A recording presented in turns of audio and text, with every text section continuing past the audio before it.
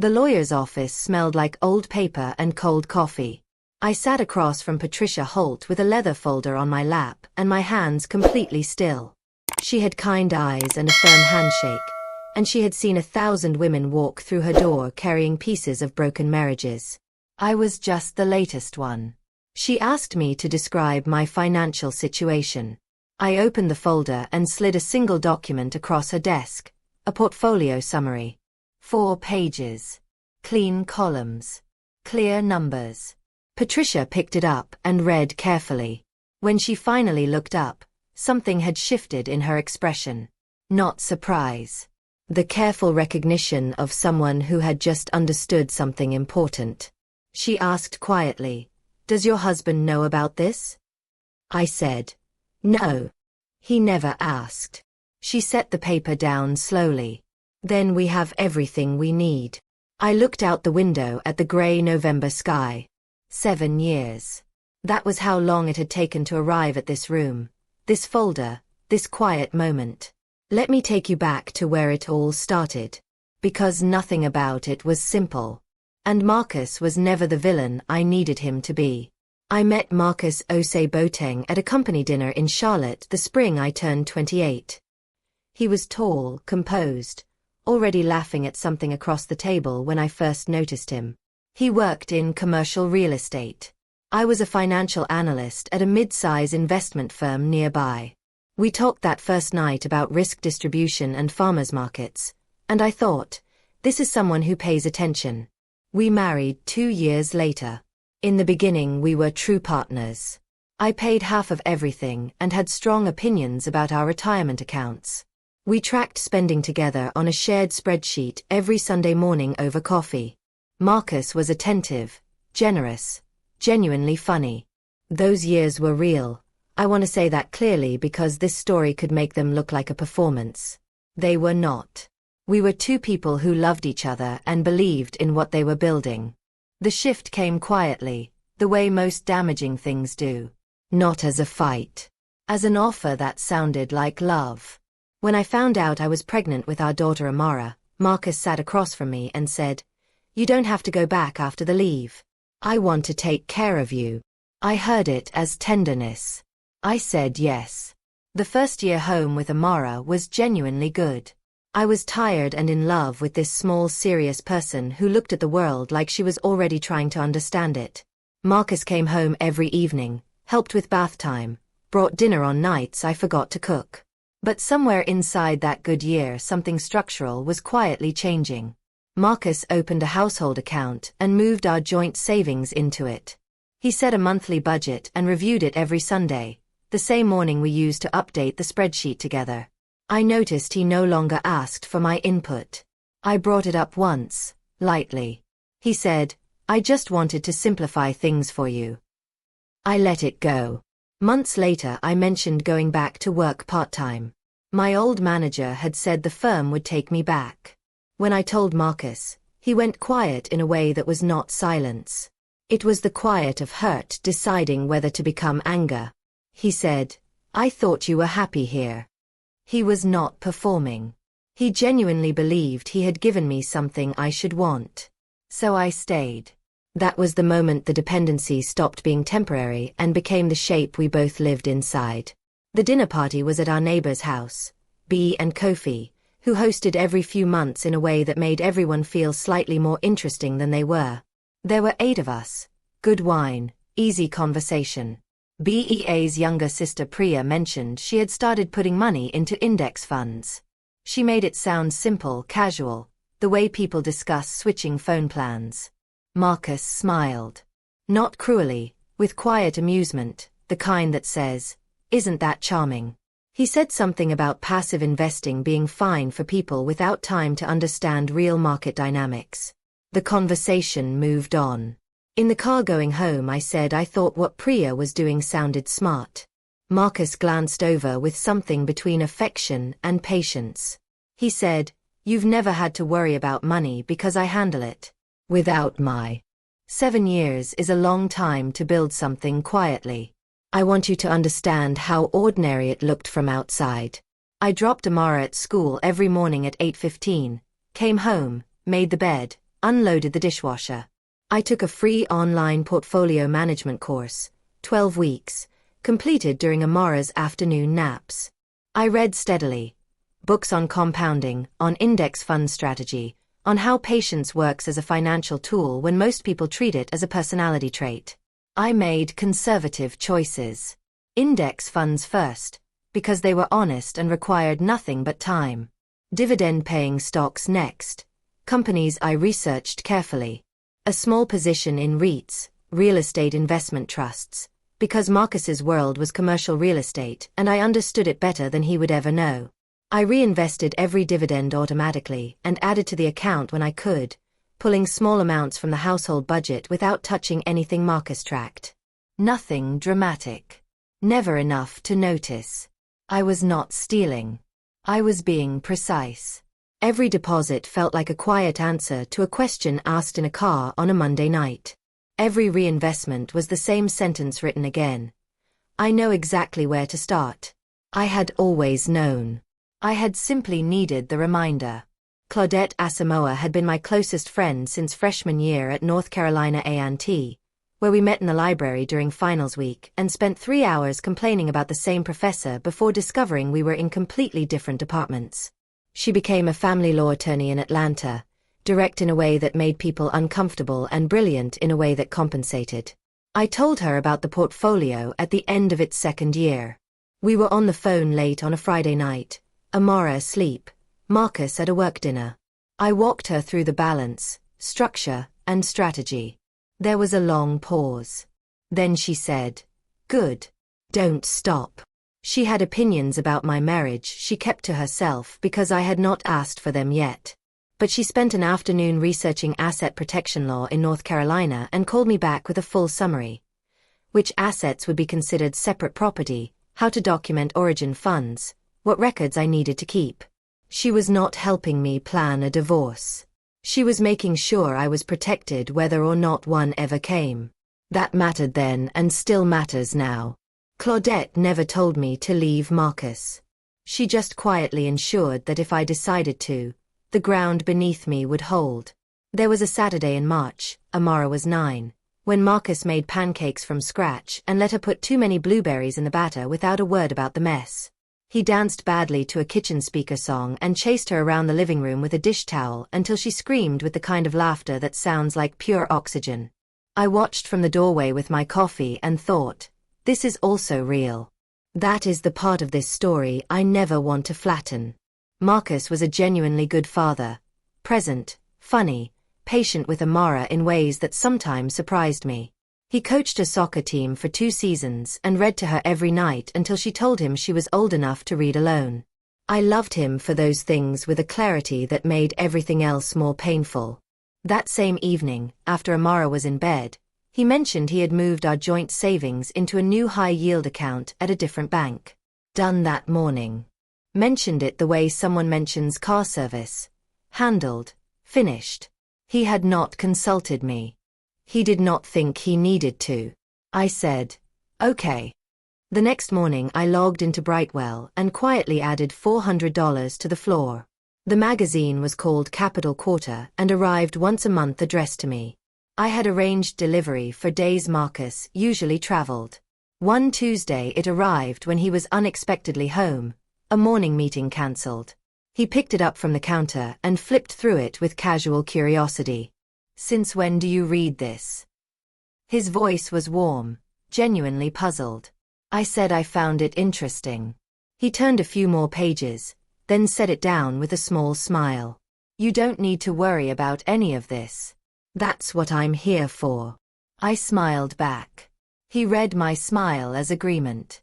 He patted my hand lightly and went to make lunch, already talking about something else. I stood at the counter for a moment after he left. The smile had not been agreement. It was the expression of a woman who had just watched someone she loved confirm, without knowing it, exactly what she had already understood. I picked up the magazine and put it in the drawer with the others. Then I washed the morning dishes and thought about a REIT position I had been watching for 3 weeks. I decided Tuesday was exactly the right day to add to it.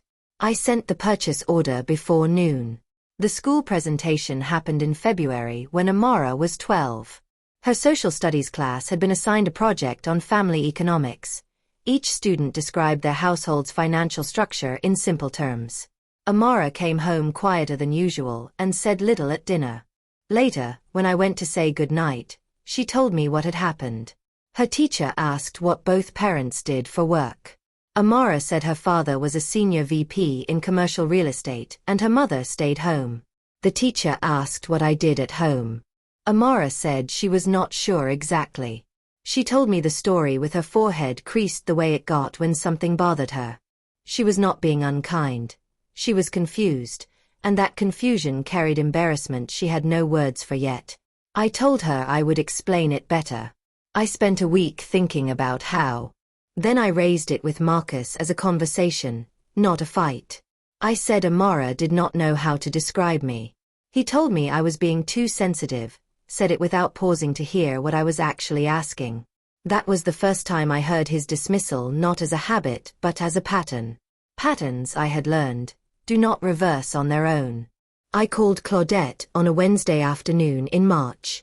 Amara was at school, the house was quiet, and my tea went cold while we talked. I told her I needed to understand what the process looked like. Not because I had decided anything, I said that clearly and meant it, but because I needed to understand the terrain. She listened without interrupting, which was not something Claudette did easily. Then she asked 3 direct questions: what state we were in, how long we had been married, and whether I had documented the portfolio's origin funds. I answered all 3.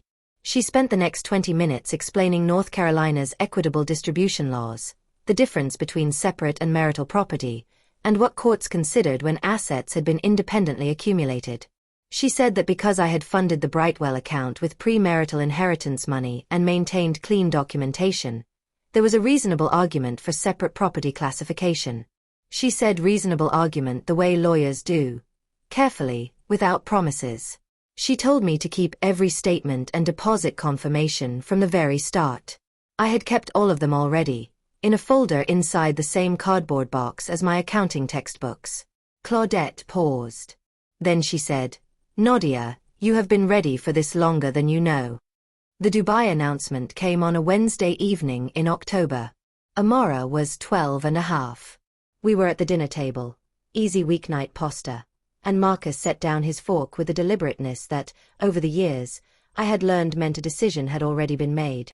He told us he had been offered a 2-year assignment in Dubai. Senior Regional Director. Significant compensation increase. He had already told his firm he was interested. He said this would be transformative for our family's future, that the company would cover relocation, that Dubai had excellent international schools. He delivered each sentence the way a person announces a solution rather than opens a conversation. Amara looked at her plate. I looked at Marcus. I said I needed us to talk about this, about Amara's school, her friendships, about my life here, about the fact that a decision affecting all 3 of us had been made before it was shared with me. Marcus looked at me with the patient expression that meant he was about to explain something I did not understand. He said, "I've thought it through. You'll be fine. You always are when I take care of things." Amara did not look up. Something moved across my face in that moment and did not move back. That night, after Amara was asleep and Marcus was on a call in the study, I sat at the kitchen table with my laptop and logged into my Brightwell account. I had not looked at the total balance in several weeks. I had been adding and reinvesting steadily, but I had been deliberate about not watching the number too closely. Tonight I looked properly. The balance, compounded over 7 years of patient consistent work, had grown into something that took me a moment to fully absorb. Not retire tomorrow money. I want to be precise about that. But real money. Substantial money. The kind that meant Amara's school was covered. A security deposit on an apartment. 12 months of living expenses. The startup costs for something I had been turning over quietly in my mind for almost 2 years. The floor had become a foundation. I sat there for a long time and did not feel what I expected to feel. There was relief, deep and structural, the kind that lives in the bones rather than the chest. And underneath it, something like grief. Not for the marriage I was losing, though that was part of it. But for the years I had spent believing that making myself smaller was the same as being loved. I told Marcus I was not going to Dubai on a Saturday morning while Amara was at soccer practice. He was at the kitchen table with his coffee and phone. I sat across from him and waited until he looked up. I told him calmly, without performance, that I would not be relocating. That Amara would not be relocating. That her school, her friendships, and her stability mattered more than any compensation package. And those things had not been weighed before a decision affecting all three of us was announced as settled. Marcus set his phone down and moved through the stages I expected. Confusion first, then the negotiation voice he used when managing outcomes. He talked about opportunity, long-term security, how much easier things would be. Then the sentence at the foundation of everything he believed. Without my income, how exactly are you planning to manage? He did not say it cruelly. He said it as a sincere question from a man who had organized his entire understanding of our marriage around one answer. She cannot. I looked at him steadily and said, I'll figure it out. He heard that as the response of a woman who did not understand what she was saying. He was wrong. I knew exactly what I was saying. Marcus went to Dubai in January. The goodbye at the airport was careful and sad. Amara cried, breaking something in both of us. Marcus held her for a long time, promised to video call every day and fly home in April. He hugged me last, said he loved me. I said I loved him too, the way you can mean something that is also ending. The first month he called every evening. The second month, every other evening. By March it was 3 times a week, covering practical things, Amara's schedule, a roof repair, household accounts. We were becoming administrators of a shared life rather than 2 people who missed each other. He came back in April as promised. The visit lasted 5 days. We were polite, careful, kind, and the effort we put into being kind was the clearest signal of what we both already knew. He returned to Dubai. 2 weeks later I got a call from a number I did not recognize. A lawyer's office in Charlotte. Marcus had retained an attorney. I sat with that for 1 hour. Then I called Claudette. Not for the first time about this, but for the first time officially. I know, she said before I finished the sentence. I've had your paperwork ready for 6 months. The financial disclosure process was standard. Both attorneys requested full documentation of all assets, accounts, investments, retirement funds, property. I gathered mine carefully and submitted everything through Patricia Holt's office. Marcus's submission came through his attorney.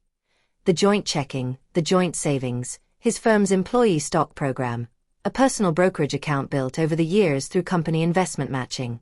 He submitted confidently. He had always been confident about money. He had the numbers to justify it. Then Patricia submitted mine. I was not in the room when Marcus read the portfolio summary. But I know how it happened because he told me later, months after, when enough time had passed that he could speak about it without his voice doing what it did in the first weeks. His attorney called him. He read the 4 pages. Account name, Brightwell. Opening date, 7 years prior. Funding source, documented premarital inheritance. Current value, a number that quietly reframed every conversation we had ever had about money, about capability, about who understood what and who needed protecting. He sat with the document for a long time. His attorney told Patricia he did not speak for several minutes. When he finally did, he asked only, "Is this real?" His attorney confirmed it was. Marcus did not call anyone that night. He called me 4 days later. His attorney had told him not to. He called anyway. It was a Thursday evening, Amara at a friend's house, the kitchen quiet. I answered. He said my name the way he used to in the first years, as if holding it carefully. He asked one question, "How long?" I said, 7 years. The silence that followed was the longest we had shared since the January airport goodbye. Then, "Why didn't you tell me?" I said, "You told me I wouldn't know where to start." Another silence. I heard him breathe slowly. He said, I was trying to protect you. I said gently, without cruelty, because I wanted him to understand something true rather than feel something painful. I know. That was the problem. He did not speak for a long time. When he did, his voice was different. The composed certainty that had lived in it as long as I had known him was gone. What remained sounded quieter and more honest. He said, "I never looked for it because I never thought you would." I said, "I know that too." We said very little after that. When we hung up, I sat at the kitchen table and thought about what it costs a person to finally see themselves clearly. The settlement process took 3 months and was not easy. Weeks of back and forth between Patricia and Marcus's attorney, negotiations about the house, Amara's schedule, what the law considered marital and what it considered separate. Marcus's attorney advised him to contest the portfolio's separate property classification. A reasonable argument. 7 years is a long time and lines blur during a marriage. Marcus listened. Then he declined to contest it. I do not know what he said to his attorney in that meeting. What I know is the document came through without a challenge to the portfolio, and Patricia called to confirm it with a quietness that told me she understood what that decision had cost him. The family home was sold and split evenly. I accepted that without argument. Amara would live primarily with me and spend summers with Marcus when he returned from Dubai. She cried when we explained the arrangement. I held her and told her the only true thing I had.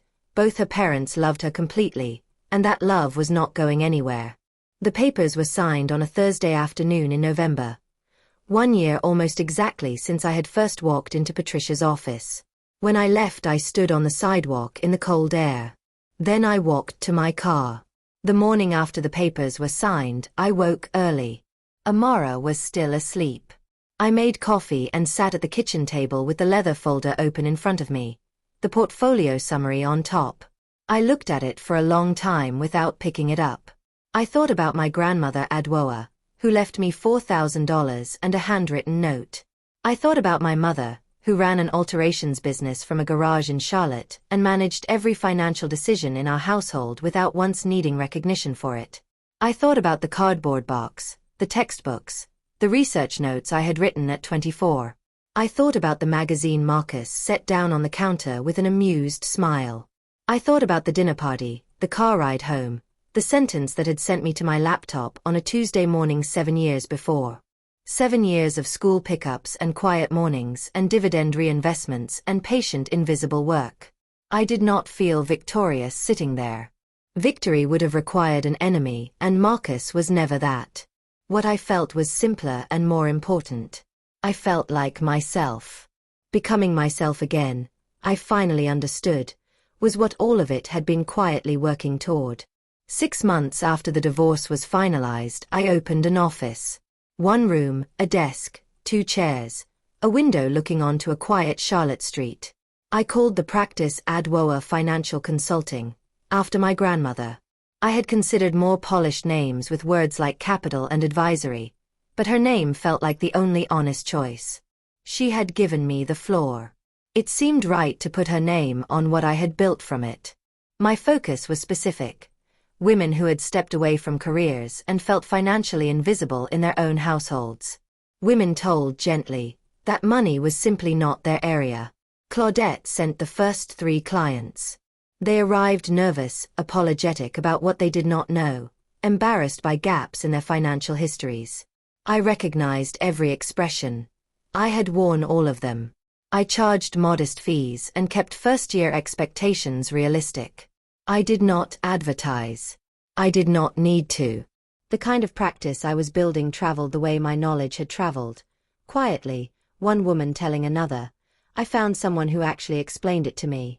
Within 4 months, I had a waiting list. Not long, but real.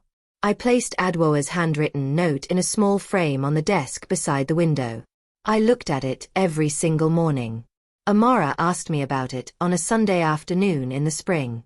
She was 13, sitting at the kitchen table doing homework, working through a math section on compound interest.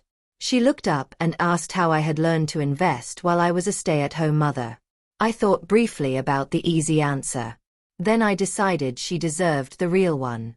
I told her I had learned because I decided I needed to know, and that I kept learning quietly because sometimes the most important things you build before anyone around you knows you are building them. Amara set her pencil down and thought about it without rushing. Then she asked, "Is that what great-great-grandma Adwoa did?" I looked at her. She had heard that name only in stories. The note, the $4,000, the small account that waited for years. I said yes. That was what Adwoa had done. Amara nodded slowly, like something had settled into its right place. She picked up her pencil and began writing again. I left the room quietly. She was still writing when I looked back through the doorway. The way she sat, straight-backed, certain, made me feel something I had no clean word for. Something that passes between women without needing to be named. Marcus came back from Dubai in September. He called to arrange a weekend visit with Amara. Their schedule had settled into something workable for her. The call was easy. He sounded different from the man who had phoned me from Dubai 2 years earlier. The polished certainty that had always lived in his voice had been replaced by something requiring more effort but seeming, finally, more honest. We talked about Amara's school schedule and a winter break trip she wanted to take with him. Then at the end of the call, after a pause with its own quiet wait, he said, "I looked into the financial literacy programs in the area. The kind you're apparently running now." I said they were going well. He said, "You were always better at this than I let you see." I thought about the shape of that sentence, how it acknowledged not just my capability but his own part in obscuring it. I said, "You let me see plenty. I just kept going anyway." He made a sound that was not quite a laugh, something more tired and more real. We said goodbye. I hung up in the Adwoa office with afternoon light through the window. It was not forgiveness. Not reconciliation. 2 people being honest finally, and it was enough. Let me take you back to Patricia Holt's office. November. The gray sky, the cold coffee smell, the leather folder on the table. She picks up the portfolio summary and reads. She looks up and asks, "Does your husband know about this?" I say, "No. He never asked." Now you know everything those words contain. You know about my grandmother Adwoa and the $4,000 and the note that said, "For your future, little one." You know about the cardboard box and the textbooks packed away like things that had stopped being needed. You know about the dinner party and the car ride home and the sentence Marcus delivered without looking up from the road. You know about 11 minutes on a Tuesday morning and the account I called the floor. You know about 7 years of school pickups, quiet mornings, dividend reinvestments. You know about Claudette, who read an entire body of law to protect me. You know about the magazine on the counter and the smile Marcus misread. You know about Amara's eyes on her plate when Dubai was announced. So when Patricia says, "Then we have everything we need," you understand what she means. She is talking about a woman who decided, 7 years before that room, never again to be someone else's description of herself. There is a woman who comes to my office on Tuesday mornings. She is 39. She left her career 6 years ago when her children were small. She sits across from me with hands folded and an expression I know completely. The mix of capability and uncertainty belonging to someone told, in gentle ways, that money is not her area. On our first meeting she said she did not have much. I opened my notebook, uncapped my pen, and asked her to tell me what she had. She listed it slowly. A small savings account, a modest inheritance from an aunt she had never touched, some freelance income she had been too uncertain to formalize. I wrote down every word. Then I looked up and said, "That's where everyone starts. Let's see what we can build." I said it the way you say something finally earned. Because I have said it before. 7 years ago in a quiet kitchen while Amara napped down the hall. I said it with $4,000 and an 11-minute account opening.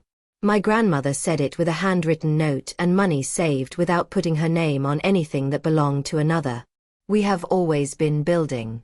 We just needed someone to say, "This floor is yours."